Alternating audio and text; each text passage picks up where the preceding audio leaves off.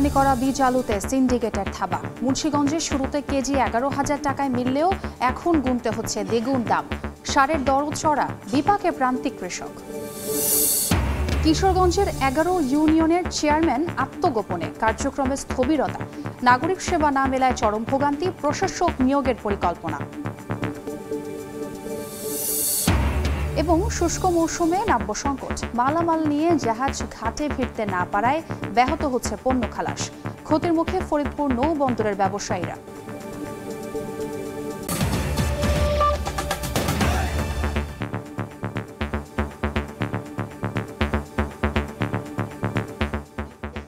আমন্ত্রণ সময় সংবাদের নিয়মিত আয়োজন বিভাগীয় সময়। থাকছে সপ্তাহে 7 দিন ভিন্ন ভিন্ন বিভাগের সংবাদ নিয়ে।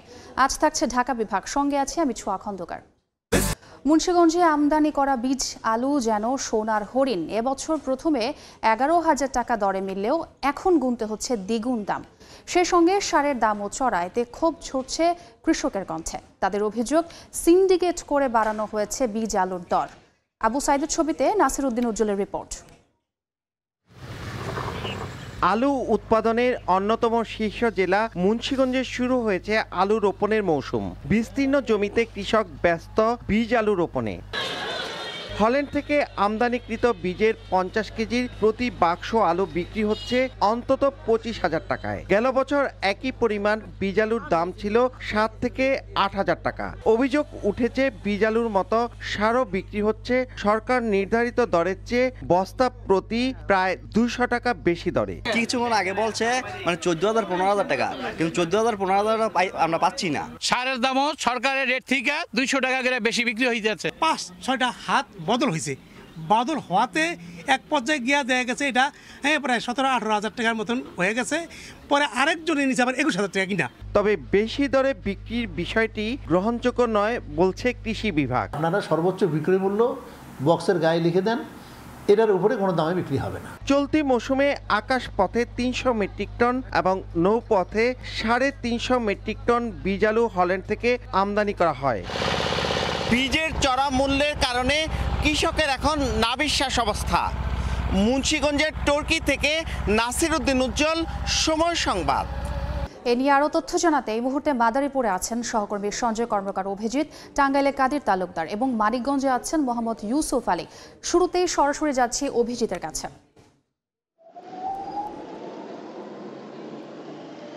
মাদারীপুরের 3টি মহাসড়কে দুর্ঘটনার হার আশঙ্কাজনক হারে বেড়েছে।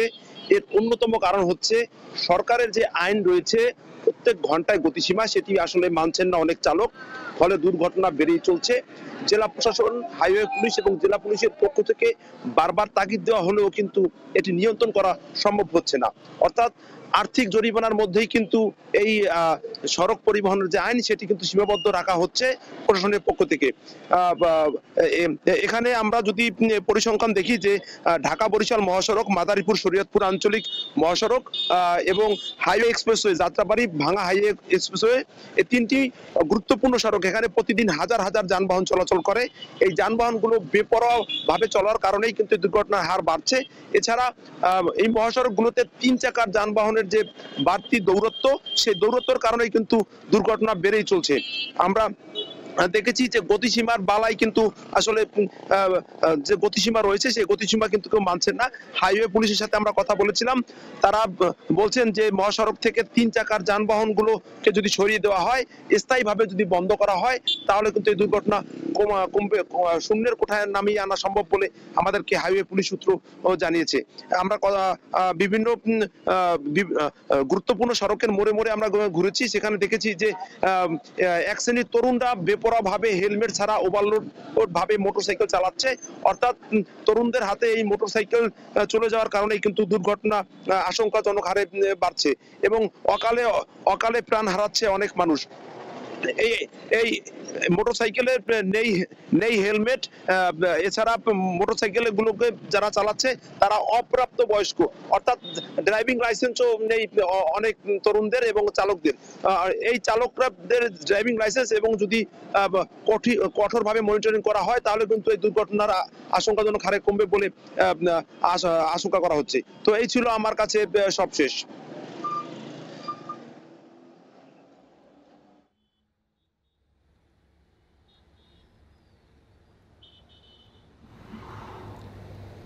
ট্রাফিক আইন না মেনে বেপরোয়া গতিতে যানবাহন পরিচালনা করায় প্রতিদিনই ঢাকা টাঙ্গাইল মহাসড়কে বাড়ছে দুর্ঘটনা।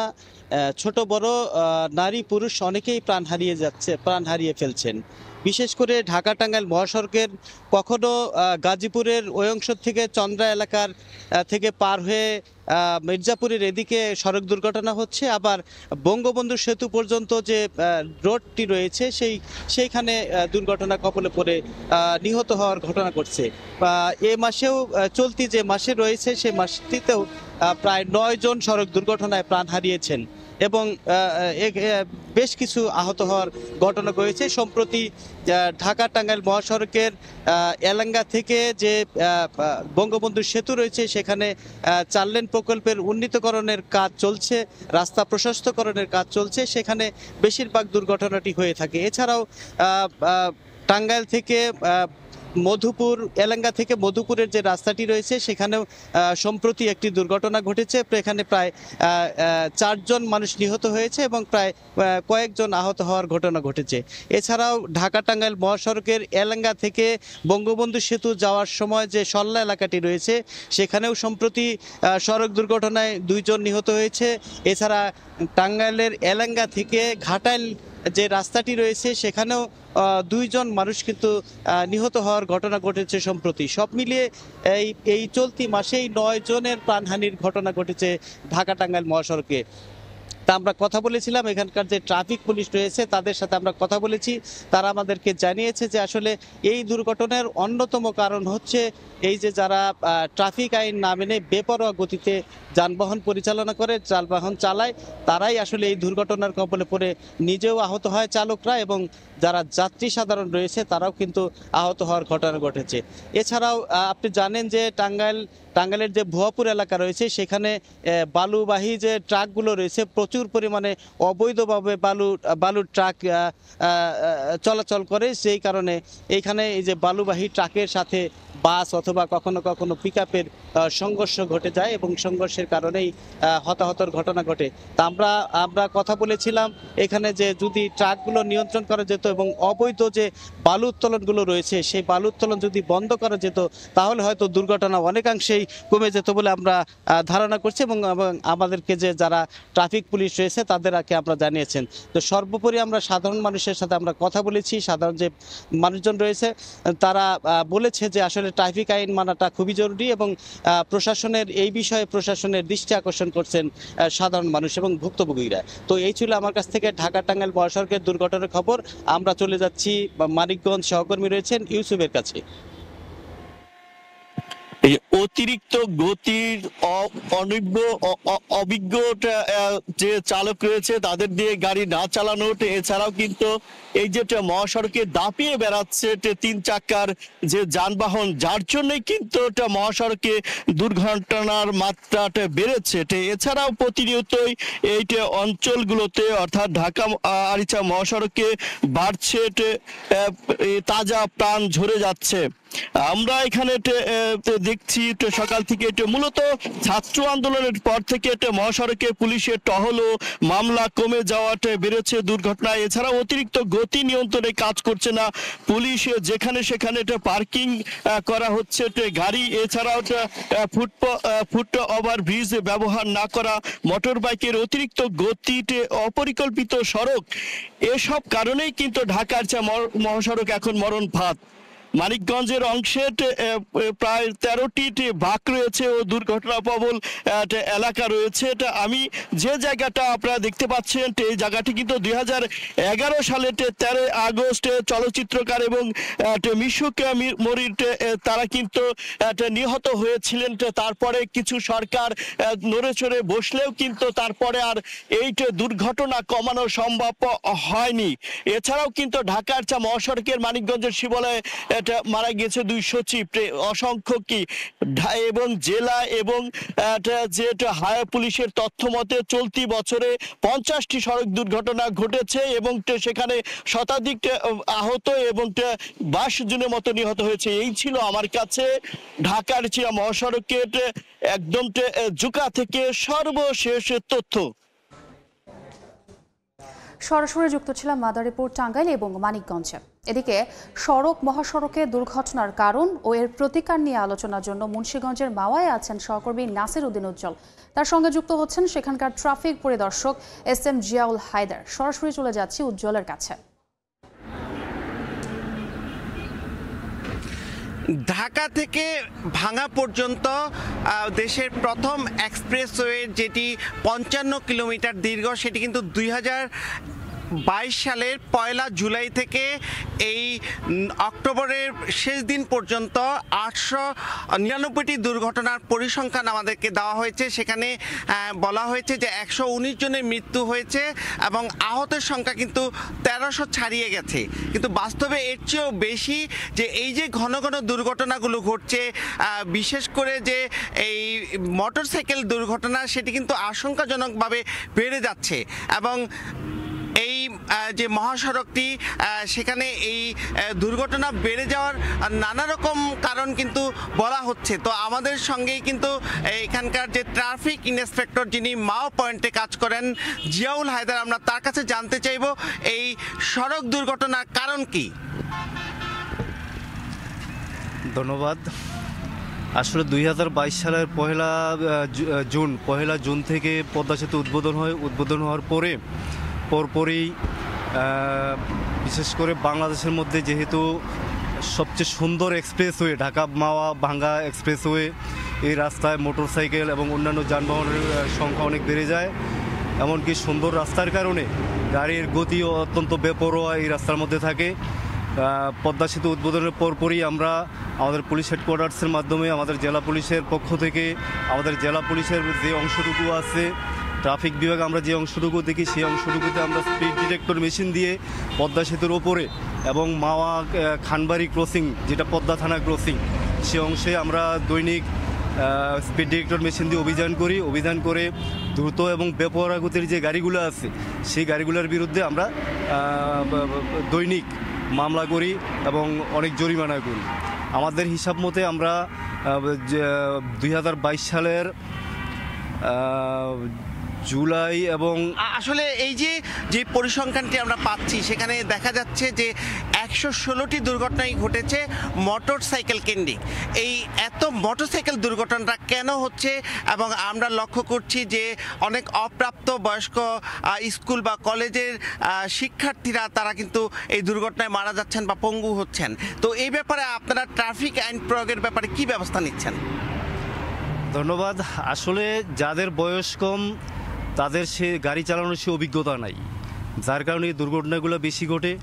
তারা বেপরোয়া গতিতেই গাড়ি চালাতে খুব স্বাচ্ছন্দ্য বোধ করে, এমনকি রাস্তার মধ্যে ভালো রাস্তা পেলে তারা জিগজ্যাগটা বেশি করে, যার কারণে এই দুর্ঘটনাগুলো বেশি ঘটে। আমরা ট্রাফিকের পক্ষ থেকে আমরা অভিভাবকদেরকে আমরা অনুরোধ করব, আপনাদের সন্তান যারা স্কুল কলেজে লেখাপড়া করে, যাদের বয়স কম, তাদেরকে যাতে মোটরসাইকেল থেকে বিরত রাখা হয়, তাদেরকে যাতে আরও সতর্ক করা হয়, যদিও মোটরসাইকেল কিনে দেওয়া হয়, যাতে তারা আইন কানুন, ট্রাফিক আইন, বিশেষ করে ট্রাফিক আইন মেনে রাস্তার মধ্যে গাড়ি চালায়। ধন্যবাদ আপনাকে। এই যে এক্সপ্রেসওয়ে, সেই এক্সপ্রেসওয়ে ঘিরে কিন্তু নানা রকম আধুনিকতার ছোঁয়া এখানে লক্ষ্য করা যাচ্ছে। বিশেষ করে ঢাকা থেকে মাওয়া পর্যন্ত কিন্তু ইন্টেলিজেন্স ট্রান্সপোর্ট সিস্টেম চালু করা হয়েছে, যেখানে উচ্চ ক্ষমতার যে সিসি ক্যামেরা এবং কন্ট্রোল রুম থেকে অনেক কিছু নিয়ন্ত্রণ করা হচ্ছে। তারপরেও কিন্তু এই যে দুর্ঘটনা সেটিকে কমিয়ে আনা যাচ্ছে না। তার মূল কারণ বলছেন তারা যে অতিরিক্ত গতিতে যে এখানে যানবাহনগুলো চলাচল করছে সেগুলোকে নিয়ন্ত্রণ করা এবং মূল এক্সপ্রেসওয়েতে যে 2 চাকার এই বাইক চলাচল করছে সেটি নিয়ন্ত্রণ করা জরুরি বলে কিন্তু দায়িত্বশীলরা বলছেন। তো এই ছিল আমার কাছে এই সড়ক দুর্ঘটনার সবশেষ। ধন্যবাদ উজ্জ্বল। মুন্সিগঞ্জের মাওয়ায় যুক্ত হয়েছিলাম সরাসরি। ছাত্র আন্দোলনে হামলার অভিযোগে মামলা হওয়ায় আত্মগোপনে কিশোরগঞ্জের 11 ইউপি চেয়ারম্যান। এতে স্থবিরতা নেমে এসেছে পরিষদের কার্যক্রমে। জরুরি সেবা না মেলায় চরম ভোগান্তিতে পড়তে হচ্ছে বাসিন্দাদের। সংকট নিরসনে শিগগিরই প্রশাসক নিয়োগের কথা জানায় স্থানীয় সরকার বিভাগ। নূর মোহাম্মদের পাঠানো তথ্য ও শরীফুল ইসলামের ছবি নিয়ে রিপোর্ট। গত 5 আগস্ট আওয়ামী লীগ সরকারের পতনের পর কিশোরগঞ্জের বাজেটপুরে স্থানীয় সংসদ সদস্য আফজাল হোসেনের বিরুদ্ধে বৈষম্য বিরোধী ছাত্র আন্দোলনে হামলার অভিযোগে অন্তত 9টি মামলা দায়ের করা হয়। এসব মামলায় আফজালের সঙ্গে আসামি করা হয় তার আত্মীয়, সহযোগী ও উপজেলার 11টি ইউনিয়ন পরিষদের চেয়ারম্যানদেরও। মামলা দায়েরের পর আত্মগোপনে চেয়ারম্যানরা, এতে ইউনিয়ন পরিষদের কার্যক্রমে দেখা দেয় স্থবিরতা। নাগরিক সেবা পেতে ভোগান্তিতে বাসিন্দারা। চেয়ারম্যান মহোদয় অনুপস্থিত থাকার কারণে আমরা সাইন করার যে বিষয়টা, এটা নিয়ে আমরা একটু সমস্যা পড়তেছি। সকালতে নিয়ে এই পর্যন্ত করতেছি, অন্য কাজ হইতেছে না। তবে আত্মগোপনে থেকেও সচিবদের মাধ্যমে জরুরি সেবার কাগজপত্রে স্বাক্ষর করছেন কেউ কেউ। আমার যতটুকু কাজ সেগুলো আমি করে জনগণকে দিচ্ছি, তারপর জনগণ ওনার সাথে যোগাযোগ করে ওনার সিগনেচার নিচ্ছে। উপজেলা প্রশাসন বলছে এরই মধ্যে 4টি ইউনিয়নে প্যানেল চেয়ারম্যান দায়িত্ব পালন করছেন। বাকি 7টিতে প্রশাসক নিয়োগের জন্য জেলা প্রশাসকের কাছে চিঠি দেওয়া হয়েছে। লিখিত সুপারিশ আসবে যে এখানে ইউনিয়ন পরিষদের চেয়ারম্যান কাজ করতে পারছেন না বা মামলার আসামি হচ্ছে, সেক্ষেত্রে আমরা প্রয়োজনীয় ব্যবস্থা নেব। এলাকাবাসীর তথ্য মতে গত ইউপি নির্বাচনে বাজিতপুরের 11 ইউনিয়নে চেয়ারম্যান নির্বাচিত হন কিশোরগঞ্জ 5 আসনের সাবেক সংসদ সদস্য মোহাম্মদ আফজাল হোসেনের স্বজন ও তার সহযোগীরা। সময় সংবাদ, কিশোরগঞ্জ। নাব্য সংকটে ফরিদপুর নৌবন্দরে পণ্য খালাস ব্যাহত হচ্ছে। এতে একদিকে ক্ষতির মুখে পড়ছেন ব্যবসায়ীরা, অন্যদিকে কাজ কমে যাওয়ায় বেকার হয়ে পড়ছেন শ্রমিকরা। তবে কর্তৃপক্ষ বলছে শিগগিরই শুরু হবে খনন কাজ। শিকদার সজলের পাঠানো তথ্য ও ছবি নিয়ে রিপোর্ট। শুষ্ক মৌসুমে নাব্য সংকটে পণ্য খালাসের কাজ ব্যাহত হচ্ছে ফরিদপুর নৌবন্দরে। মালামাল নিয়ে ঘাটে ভিড়তে পারছে না মাঝারি কিংবা বড় জাহাজ। জাহাজ চলাচলে কমপক্ষে 10 থেকে 12 ফুট গভীরতার প্রয়োজন হলেও ঘাট থেকে 10 কিলোমিটার দূরে কোথাও কোথাও গভীরতা রয়েছে 4 থেকে 5 ফুট। দূর দূরান্ত থেকে আসা এসব পণ্যবাহী জাহাজ সিএনবি ঘাট নৌবন্দরে ভিড়তে পারছে না। এতে অচল হতে বসেছে জেলার একমাত্র নৌবন্দর হিসেবে পরিচিত ঘাটটি। ব্যবসায়ীরা বলছেন ঘাটে জাহাজ না আসতে পারায় চর এলাকায় নোঙর করতে হচ্ছে। এতে একদিকে বেড়ে যাচ্ছে খরচ, অন্যদিকে কাজ হারাচ্ছেন ঘাটের শ্রমিক। ডুবোচরের কারণে মনে করেন জাহাজগুলা আসতে একটু সমস্যা হয়, পরে দেখা গেল আমাদের কাজের একটু সময় লাগে, আমাদের পরে বসে থাকা লাগে। পরবর্তী উপজেলা চরবদর্শন ওখান থেকেই ঠেকতে আসে, 4-5 জায়গায় থাকে, এখানে আমাদের কোনো জাহাজ আসতে পারে না। নাব্য সংকটের কথা স্বীকার করে বিআইডব্লিউটি এর কর্মকর্তা বলছেন যে কোনো সময় বন্ধ হয়ে যেতে পারে ঘাটটি। ঊর্ধ্বতন কর্তৃপক্ষকে বিষয়টি জানানো হয়েছে, দ্রুতই খননের কাজ শুরু হবে। ফরিদপুর নদী বন্দরের সিএনবি ঘাট যে কোনো মুহূর্তে বন্ধ হয়ে যেতে পারে। নাব্যতার সংকটের কারণে এই ধরনের ঘটনা ঘটবে যে কোনো সময়। গত অর্থবছরে ফরিদপুর নৌবন্দর থেকে 1,55,00,000 টাকার রাজস্ব আদায় হয়েছে। সময় সংবাদ, ফরিদপুর। সংস্কারের অভাবে টাঙ্গাইল পৌরসভার বেশিরভাগ সড়কের বেহাল দশা। কোথাও উঠে গেছে কার্পেটিং, কোথাও সৃষ্টি হয়েছে ছোট বড় গর্ত। খানাখন্দে ভরা সড়কে হেলে দুলে ঝুঁকি নিয়ে চলছে যানবাহন। ভাঙা সড়কে চলাচল করতে ভোগান্তি পোহাচ্ছেন পৌরবাসী। এছাড়া প্রায়ই ঘটছে ছোট বড় দুর্ঘটনা, এমনকি প্রতিনিয়ত বিকল হচ্ছে যানবাহনের যন্ত্রাংশ। তবে দ্রুত সড়ক সংস্কারের আশ্বাস পৌর কর্তৃপক্ষের। বিভাগীয় সময় আরেকবার। ভরা মৌসুমেও মুন্সিগঞ্জে 2 দিনের ব্যবধানে প্রতি কেজি ইলিশের দাম বেড়েছে 400 টাকা পর্যন্ত। জেলার মীর কাদিম মাছের আড়তে প্রতি কেজি বড় ইলিশের দাম হাঁকা হচ্ছে 2100 টাকা পর্যন্ত, যা গেল 2 দিন আগেও ছিল সর্বোচ্চ 1700 টাকা। ইলিশ ছাড়াও বাজারে চলে রুই, পাঙ্গাস, আইর, বোয়াল, কই শিং সহ স্থানীয় খাল বিলের মাছেরও ধুম বেচাকেনা। বিপুল পরিমাণ মাছের সরবরাহ সত্ত্বেও দাম চড়া হওয়ায় ভোক্তারা দায়ী করছেন সিন্ডিকেট ও মজুতদারকে। তবে অভিযোগ অস্বীকার করে আড়তদারদের অজুহাত চাহিদার তুলনায় কম সরবরাহের। বিভাগীয় সময়ের শীর্ষ সংবাদগুলো জানিয়ে দিচ্ছি আরেকবার। আমদানি করা বীজ আলুতে সিন্ডিকেটের থাবা। মুন্সিগঞ্জে শুরুতে কেজি 11,000 টাকায় মিললেও এখন গুনতে হচ্ছে দ্বিগুণ দাম। সারের দরও চড়া, বিপাকে প্রান্তিক কৃষক। এই ছিল বিভাগীয় সময়। আগামীকাল থাকবো চট্টগ্রাম বিভাগের আয়োজন নিয়ে। সঙ্গেই থাকুন সময়।